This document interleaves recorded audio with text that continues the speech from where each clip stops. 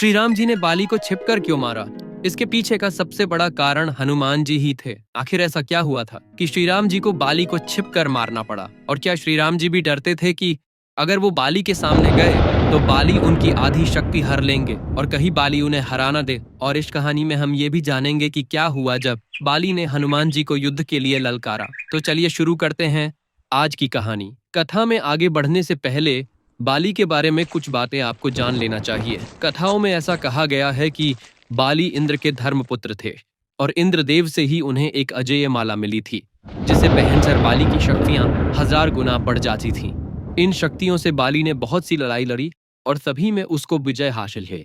इसके बाद बाली ने ब्रह्मा जी से तपस्या की, जिससे खुश होकर ब्रह्मा जी ने उन्हें वरदान दिया कि वो जिससे भी लड़ाई करेंगे तो उसके शत्रु की आधी शक्तियां बाली में आ जाएंगी। इस वरदान के बाद तो बाली ने राक्षसों को अपने सामने टिकने ही नहीं दिया और हजारों राक्षसों का उन्होंने वध किया। एक ओर जहां बाली अपने पराक्रम से अपनी शक्तियों का डंका बजा रहे थे, वहीं दूसरी ओर रावण भी कुछ ही समय असीम शक्तियों का मालिक बन चुका था और तीनों लोकों में तबाही मचा रहा था। रावण का सामना उस समय कोई नहीं कर पा रहा था। रावण को अपनी शक्तियों पर बहुत घमंड था। उसको लगता था कि उसके सामने कोई नहीं टिक सकता। जब रावण को बाली के बारे में पता चला तो वो रावण अपनी शक्तियों के अहंकार में बाली से लड़ने किष्किंधा चला गया।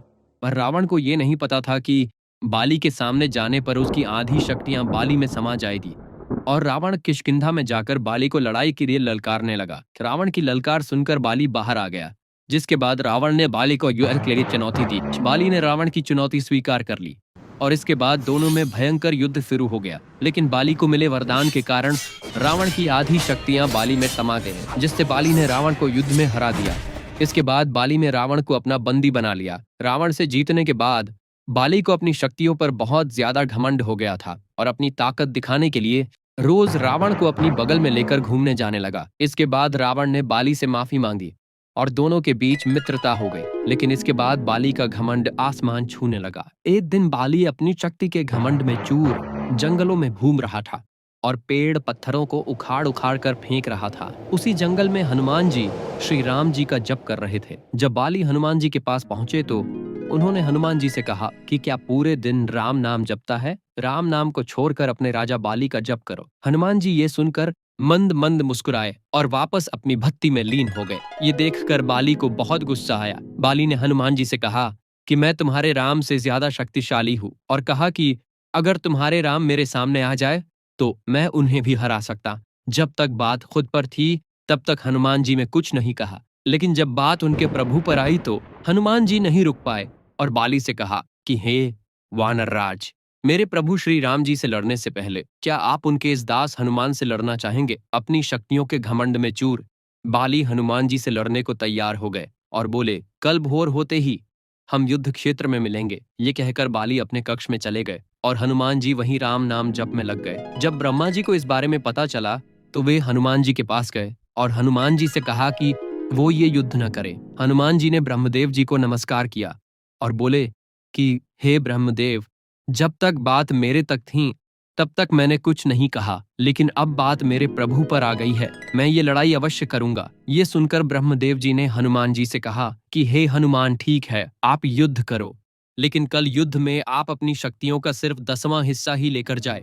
बाकी शक्तियां श्री राम जी के चरणों में छोड़ जाएं और युद्ध के बाद वो शक्तियां आप वापस ले लेना। हनुमान जी ने ब्रह्मदेव जी की बात मान ली और अगले दिन युद्ध में अपनी शक्तियों का सिर्फ 10% हिस्सा ही वो अपने साथ लेकर गए। बाली ने सोचा कि हनुमान एक छोटा सा वानर मात्र है, इसे तो मैं इसकी बिना शक्तियां लिए ही हरा दूंगा। और दोनों के बीच युद्ध छिड़ गया। हनुमान जी जब लड़ाई में विजयी होने लगे तो बाली ने हनुमान जी की आधी शक्तियां लेने का आह्वान किया और जैसे ही हनुमान जी की शक्तियां बाली में जाने लगी तो बाली का शरीर धीरे धीरे विशालकाय होने लगा। बाली समझ नहीं पा रहा था कि ये क्या हो रहा है। बाली का शरीर फटने को हो रहा था। बाली को ऐसा लग रहा था मानो उसके शरीर के अंदर ज्वालामुखी फटने वाला हो और अभी तो बाली ने हनुमान जी की शक्तियां लेना बस शुरू ही किया था, जिसे वो झेल नहीं पा रहा था। बाली बेहोश होने ही वाला था कि तभी ब्रह्मदेव जी बाली के सामने आए और बोले कि बाली, अगर अपनी जान बचाना चाहते हो तो हनुमान जी की नजरों से बहुत दूर चले जाओ। ये सुनकर बाली वहां से भागने लगा।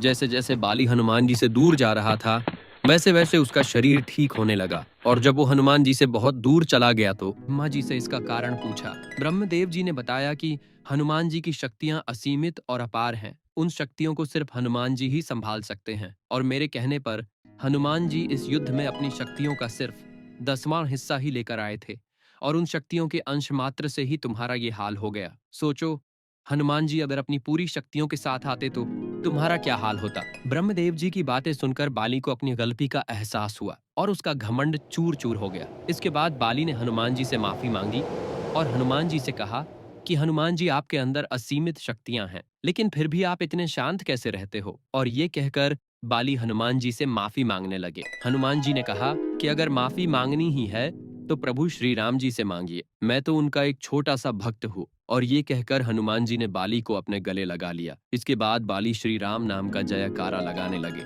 और ये युद्ध शुरू होने से पहले ही खत्म हो गया। अब बात करते हैं श्री राम जी ने बाली को छिपकर क्यों मारा। दरअसल इसके पीछे के कुछ तथ्य रामायण में लिखित है। श्री राम जी सुग्रीव को अपना मित्र बना चुके थे और उन्हें वचन दे चुके थे कि वो बाली का वध अवश्य करेंगे, क्योंकि बाली के पापों का घड़ा भर चुका है और क्षत्रिय होने के नाते उनको ये आदेश था कि अगर कहीं भी कोई पाप करता है तो पापियों को दंड अवश्य दिया जाए। बाली ने सुग्रीव को अपने राज्य से निकालकर सुग्रीव की पत्नी रोमा पर जबरन अपना हक जमा लिया था, जिसकी सजा सिर्फ मृत्यु की, और क्षत्रिय होने के नाते वो दंड श्री राम जी कहते ही ले सकते थे। हालांकि दंड देने से पहले श्री राम जी ने सुग्रीव को बाली के पास एक आखिरी मौका देने के लिए भेजा भी था, लेकिन उसे बाली ने ठुकरा दिया था। श्री राम जी के कुल में एक प्रथा ये भी कि जब कोई जानवर पागल हो जाता है और मरने मारने पर उतारू हो जाता है तो उसका शिकार करना अनिवार्य हो जाता है, और बाली भी वानर प्रजाति से था जो सुग्रीव को मारने जा रहा था। इसलिए श्री राम जी ने